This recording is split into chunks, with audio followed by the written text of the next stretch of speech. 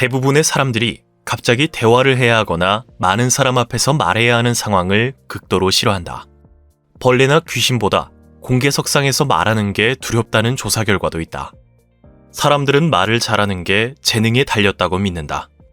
머리가 나빠서, 능력이 부족해서 말을 못하는 거라고 자책하기도 한다. 나는 소통을 어려워하는 사람들을 위해 스탠퍼드 대학원에서 빨리 생각하고 똑똑하게 말하는 법이라는 말하기 강의를 열었고, 이 강의는 10년 연속으로 스탠퍼드대 인기 강의가 됐다. 남들의 시선이 쏟아질 때 어떻게 하면 빨리 생각하고 똑똑하게 말할 수 있을까? 1. 긴장을 관리하라. 늘 가고 싶었던 회사에 지원한 당신. 최종 면접만 남은 상황이다. 면접에서 면접관이 예상 밖의 질문을 던졌다. 당신이 양파라고 칩시다. 껍질을 3겹 벗겨낸다면 뭐가 나타날까요? 질문을 들은 당신은 머리가 하얘지면서 땀이 나고 손이 떨리고 가슴이 두근거리고 호흡이 가빠진다. 많은 사람들이 말을 할 때 이런 긴장감을 겪는다. 소통에 능숙해지려면 가장 먼저 긴장감을 관리하는 법부터 익혀야 한다. 먼저 목소리가 떨리거나 가슴이 두근거리는 신체적 증상에 대처하는 가장 좋은 방법은 호흡에 집중하는 것이다. 아랫배를 공기로 가득 채우는 복식 호흡을 해보자. 긴장을 완화하는 심호흡의 포인트는 날숨에 있다. 숨을 내쉴 때는 폐 안의 이산화탄소가 줄어들어 신경계가 진정되므로 날숨을 들숨보다 2배 천천히 내쉬어야 한다. 이런 식으로 2-3번만 호흡해도 심박수가 내려간다. 다음은 부정적인 감정을 다루는 방법이다. 머릿속이 하얘지면 할 말을 건너뛰거나 잊어버리고 급기야 부정적인 생각에 휘말리게 된다. 망했어. 다들 날 비웃을 거야. 그 감정을 회피하지 말고 부정적인 감정이 나라는 사람을 규정짓는 건 아니라는 사실을 되새기자. 부정적인 감정을 경험하는 내 모습을 한 발짝 떨어져서 관찰하고 있다고 상상해보자. 나와 내 몸 안의 긴장감은 별개의 존재다라고 심리적 거리를 두는 것이다. 그러면 그 감정에 휩쓸리는 대신 감정을 객관적으로 파악하게 된다. 하버드대 앨리스 누드 브룩스 교수는 긴장을 흥분으로 재정의하는 방법을 소개한다. 그는 한 실험에서 남들 앞에서 말하기 전에 나는 신났어 라고 큰 소리로 말한 사람들이 더 나은 성과를 낸다는 사실을 밝혔다. 이들은 긴장감을 신나는 기분으로 재해석했고 말해야 하는 상황을 위협이 아니라 기회로 받아들이며 긴장에서 벗어날 수 있었다. 또 긴장을 했을 때 많이 보이는 문제 중 하나로 이제, 그러니까 같은 말버릇이 있다. 말버릇을 없애는 좋은 방법이 있다. 문장의 끝에서 완전히 숨을 내쉰 상태가 되게 하는 것이다.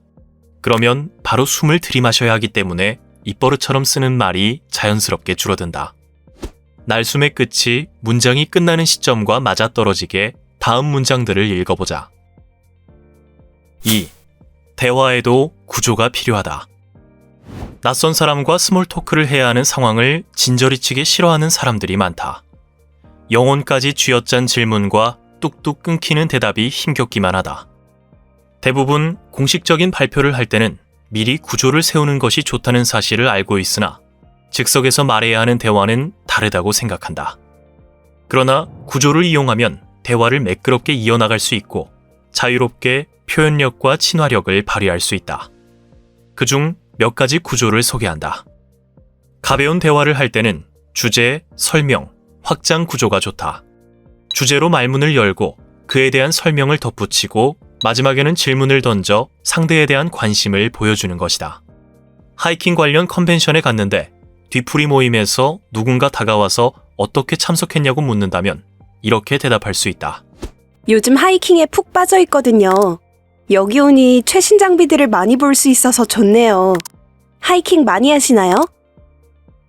결혼식에 참석해 친구의 친구와 인사를 나누는데 나에게 어디에 사는지 묻는다면 이렇게 말할 수 있다.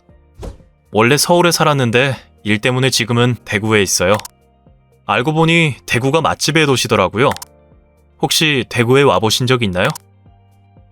설득을 할 때는 문제, 기회, 해결책, 혜택 공식이 좋다. 눈앞의 문제나 기회를 설명하고 그에 대한 해결책을 제시한 뒤 해결책이 가져다 줄 혜택을 소개하는 것이다.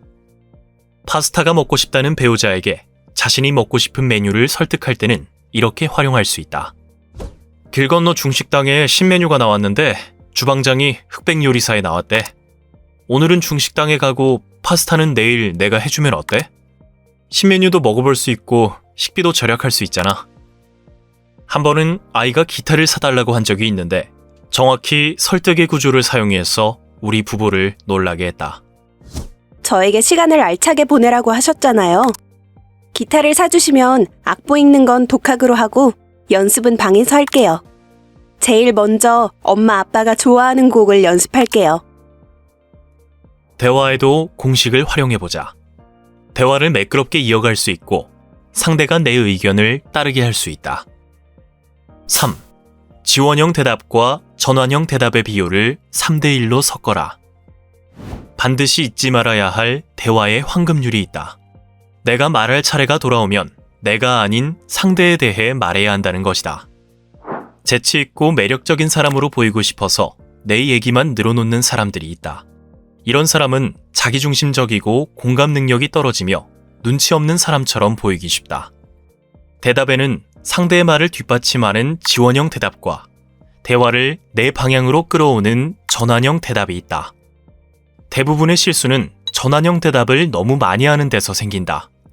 친구가 층간소음에 대해 불평할 때 이렇게 말하면 전환형 대답이 된다.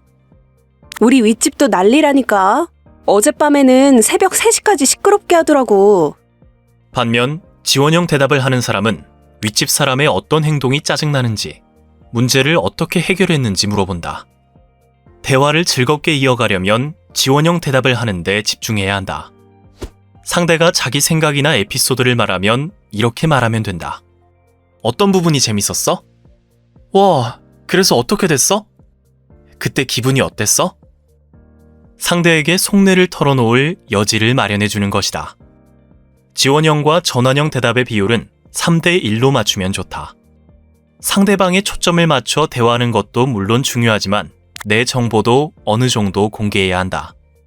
사람들은 쌍방향 정보 교환이 이루어지는 대화에서 가장 큰 만족감을 느낀다.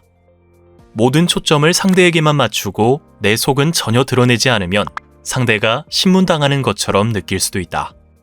상대가 물어보면 나에 관한 구체적인 답을 해보자.